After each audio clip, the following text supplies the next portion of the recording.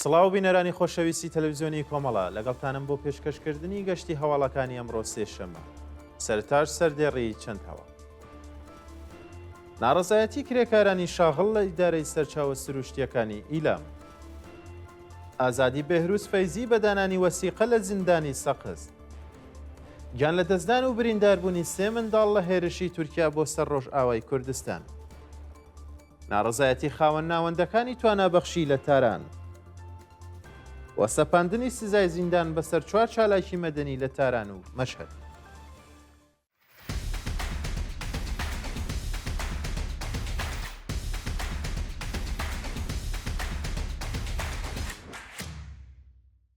ناڕەزایەتی کرێکارانی شاغڵ لە ئیدارەی سەرچاوە سروشتیەکانی ئیلام. ڕۆژی سێشەمە 21 ڕەشەمەی 1403 کرێکارانی شاغڵ لە ئیدارە سەرچاوە سروشتیەکانی ئیلام لە ئازنەدانی چەند مانگ حەقدەست ناڕەزایەتیان دەربڕی. بەوتەی کرێکارانی ناڕازی بەڕێوەبەرانی ئیدارە سەرچاوە سروشتیەکانی ئیلام بە بیانووی نەبوونی بودجە حەقدەستی چەند مانگ جێژنانە و پاداشتی کۆتایی ساڵی کرێکارانی ئەو ناوەندیان پەرداخت نەکردووە. نەدانی حەقدەست و مەزایە دایان کێشەی مەعیشەتی بۆ کرێکاران و بنەماڵەکانیان ساز کردووە و هیچ بەرپرسێکی ڕژیمیش وەڵام دەرەوەی داواکاریەکانیان نییە. دەست بەسەرکردنی سوهەیلا مەتاعی و سۆما محەممەد ڕەزایی لە دێولان و سنە. ڕۆژی دووشەمە 20 ڕەشەمەی 1403 هەتاوی دوو چالاکی مافی ژن لە شارەکانی دێولان و سنە بە ناوەکانی سوهەیلا مەتاعی و سۆما محەممەد ڕەزایی لەلایەن هێزەکانی حکوومەتەوە دەست بەسەر کران.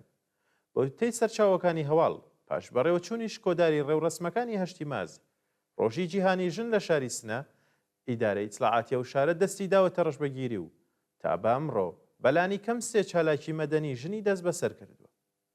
ڕۆژی ڕابردوو سوهەیلا مەتاعی و سۆما محەممەد ڕەزایی بە بێ بەڵگەی قەزایی دەست بەسەر و بۆ شوێنێکی نادیار ڕاگوێزراون.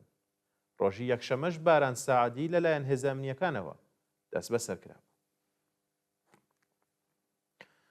ئازادی بێهروس فەیزی بە دانانی وەسیقە لە زیندانی سەقز. ڕۆژی شەمە 18 ڕەشەمە بێهروس فەیزی شارومەندی خەڵکی سەقز بە دانانی وەسیقەی 600 ملیۆن تمەنی لە زیندانی ئەو شارەدا ئازاد کرا. ڕۆژی چوارشەمە دەی ڕێبەندانی 1403 بێهروس فەیزی لەلایەن ئیدارەی ئیتلاعاتی سەقزەوە دەست بەسەر و بۆ زیندانی ئەو شارە ڕاگوێزرا. ئەو چالاکە مەدەنیە لەلایەن ناوەندە ئەمنیەکانی ڕژیمەوە بە ئەندامەتی لە گروپە نایەرەکانی ڕژیم و تەبلیغ دژ بە نزام تۆمەتبار و تا کاتی دادگاییکردنی بە دانانی وەسیقە لە زیندان ئازاد کراوە. گیان لە دەستدان و برینداربوونی سێ منداڵ لە هێرشی تورکیا بۆ سەر ڕۆژ ئاوای کوردستان. ڕۆژی دووشەمە 20 ڕەشەمەی 1403 هەتاوی دەوڵەتی تورکیا و گروپە جیهادیەکانی سەر بە وڵاتە هێرشیان کردە سەر گوندی جرمانە لە دەوروبەری کۆبانی و بۆ هۆیەوە منداڵێک گیانی لەدەستدا و دوو منداڵی دیکەش بریندار بوون. بە پێی زانیاریەکان فڕۆکەکانی دەوڵەتی تورکیا دەوروبەری بەنداوی تشرین و پردی قەرە قۆزاقیان بە چڕی بردومان کردووە و گروپە ئیسلامگەراکانی سەر بە تورکیا گوندی جەرمانایان تۆباران کردووە. لە ئەنجامی ئەو هێرشانەدا سێ منداڵ بە سەختی بریندار بوون کە یەکێکیان بەهۆی قورسی برینەکانی گیانی بەخت کردووە. واژۆکردنی ڕێکەوتن نامە لەلایەن مەزلوم عەبدی و ئەحمەد شەرع لە سووریا. ڕۆژی دووشەمە 20 ڕەشەمەی 1403 هەتاوی پاشکۆبوونەوەی مەزلوم عەبدی فەرماندەی قەسەدە و ئەحمەد شەرع سەرۆکی تەحریر و شام و ڕێبەری یاسای حکومەتی نوێی سووریا لە دیمەشق ڕێکەوتنێک بە ڕەزایەتی هەردوو لا واژۆ کرا. دەقی ڕێکەوتنەکە بەم شێوەیەیە: مسۆگەرکردنی مافەکانی هەموو سووریاییەکان لە نوێنەرایەتی و بەشداری لە پرۆسەی سیاسی و هەموو دامەزراوەکانی دەوڵەت بە بنەمای لێهاتوویی بێ ڕەچاوکردنی پاشخانی ئاینی و بێ ڕەچاوکردنی پاشخانی ئاینی و نەتەوەیی. کۆمەڵگای کوردی کۆمەڵگایەکی ڕەسەنە لە دەوڵەتی سووریا و دەوڵەتی سووریا مافی هاوڵاتی بوون و هەموو مافە دەستوریەکانی مسۆگەر دەکات. ڕاگررتنی ئاگربەز لە سەراسەری خاکی سووریا. یەکخستنی هەموو دامەزراوە مەدەنی و سەربازیەکانی ڕۆژهەڵاتی باکووری سووریا لە چوارچێوەی بەڕێوەبەرایەتی دەوڵەتی سووریا بە دەواازە سنووری و فڕۆکەخانە و کێڵگە نەوتی و گازیەکانە. گەڕانەوەی هەموو ئاوەرە سووریەکان بۆ شار و گوندەکانیان و دابینکردنی ئەمنیەتیان لەلایەن دەوڵەتی سووریا.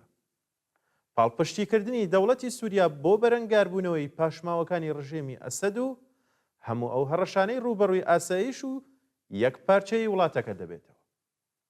ڕەتکردنەوەی بانگەشەی دابەشکردن وتاری ڕق و هەوڵی بڵاوکردنەوەی ئاژاوە لە نێوان هەموو پێکهاتەکانی سووریا.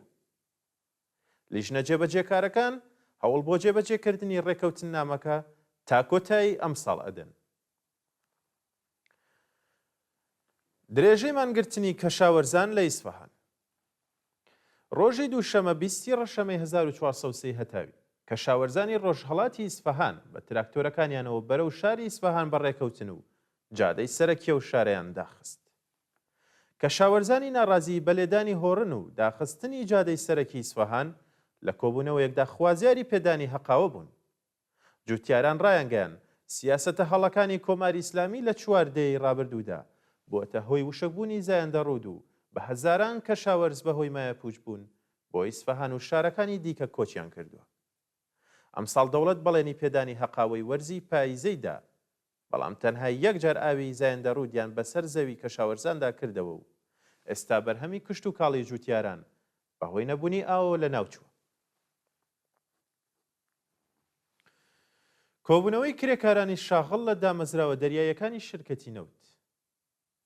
کرێکارانی شاغڵ لە دامەزراوە دەریایەکانی شرکەتی نەوتی ئێران ڕۆژی دووشەمە 20 ڕەشەمە 1403 هەتاوی دژبەنەدانی داخوازیەکانیان لە بەردەم سندوقی خانەنشینی کرێکارانی سنعەتی نەوت کۆبوونەوە. بە پێی زانیاریەکان کرێکارانی شاغڵ لە دامەزراوە دەریایەکانی شرکەتی نەوت ماوەی دوو مانگە هەقدەستیان وەرنەگرتووە و لە دۆخێکی سەختدا دەژین. کرێکاران دەڵێن لە ساڵی تازەدا ببورن لە ساڵی تازە نزیک بوونەتەوە، بەڵام هێشتا جێژنانە ئیزافەکاری سەنەوات و پاداشتی کۆتایی ساڵیشیان وەرنەگرتووە. ناڕزایەتی خاوەن ناوەندەکانی توانابەخشی لە تاران. ڕۆژی دووشەمە 20 ڕەشەمە خاوەن ناوەندەکانی توانابەخشی سەراسەری ئێران لە شاری تاران کۆبوونەوە و خوازیاری پەرداختی داخوازیەکانیان بوون. ناڕازیان بە کۆبوونەوە لە بەردەم ڕێکخراوی بەرنامە و بودجە ناڕزایەتی خۆیان لە ئاز نەدانی 5 مانگ داخوازی نیشاندا و ڕایانگەیاند دەوڵەت لە جیاتی دابینکردنی ئیمکاناتی ڕەفاهی بۆ کەم ئەندامان بودجەی ڕێکخراوی بەهزیستی و ناوەندەکانی توانابەخشی کەم کردووە. دیاری نەکردنی بودجەی پێویست لە حاڵێکدایە کە بە پێی راپۆرتی بەهزیستی ساڵانە 6,000 کەس بەهۆی ڕووداوەکانی هاتوچۆ بە ئاماری کەم ئەندامانی ئێران زیاد دەبن و 3,000 کەسیان فەلەجی نوخاعین. درێژەی سەرکوتی ژنانی هونەرمەند لە ئێران. بە پێی راپۆرتی ڕێکخراوەکانی مافی مرۆڤ ڕژێمی سەرکوتگەری ئیسلامی بەردەوامە لە داخستنی پەیجی هونەرمەندانی ژن و بە شێوەیەکی سیستەماتیک بربەستیان بۆ دایانێت. لە ڕۆژانی ڕابردوودا پەیجی شەخسی دوو گۆرانی بێشی ژن بە ناوەکانی ڕێحانە و پەریسا باقری لە ئینستاگرام بە فەرمانی دەزگای قەزایی داخراوە. ڕۆژی نوێی مانگی ڕەشەمەی ئەم ساڵیش هیوا سەیفیزادە ژەنیاری موزیک و گۆرانی بێشی خەڵکی تاران لە کاتی کۆنسێردا لەلایەن سەرکوتگەرانی ڕژێمەوە دەست بەسەر و پاش چەند ڕۆژ بە وەرگرتنی وەسیقەی قورس ئازاد کرا. سەپاندنی سزای زیندان بەسەر 4 چالاکی مەدەنی لە تاران و مەشهەد.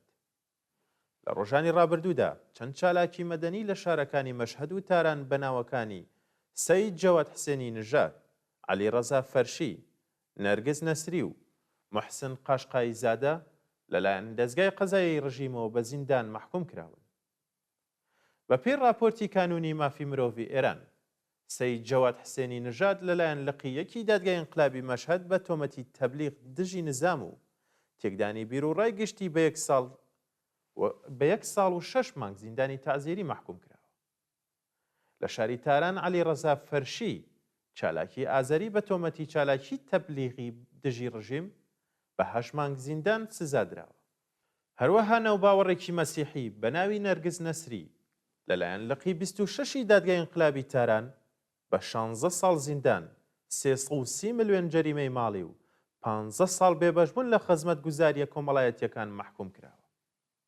هاوکات چالاکێکی دیکەی مەدەنی بە ناوی محسن قاشقایی زادە لەلایەن لقی 23 دادگای ئینقلابی تاران بە تۆمەتی ئیجماع و تەبانی دژ بە ئەمنیەتی وڵات بە 2 ساڵ زیندانی تازیری مەحکوم کراوە. خۆپیشاندانی کرێکارانی معدەنی مس لە سربستان. کرێکارانی شاغڵ لە معدەنی مسی سربستان ڕۆژی دووشەمە 20 ڕەشەمە دژبەنەدانی هەقدەست دەستیان لە کارکێشایەوە و خۆپیشاندانیان کرد. معدەنی مسی شاربور لە سربستان لەلایەن دەوڵەت ڕادەستی شرکەتێکی چینی کراوە و خاوەنکاربان قەز مافی کرێکاران پێشێل دەکات. پێشتریش کرێکارانی ئەو ناوەندە لە ئاسنەدانی هەقدەست ناڕەزایەتیان دەربڕی بوو. ئێستا کرێکاران داوای زیادکردنی هەقدەست، دابینکردنی ئەمنیەتی پیشەی و ئیمکاناتی ڕەفاهی بەهرەمەند بوون لە مەزای سەختی کار و بیمەی دەرمانی دەکەن. بینەرانی خۆشەویست هەواڵەکانتان پێشکەش کرا.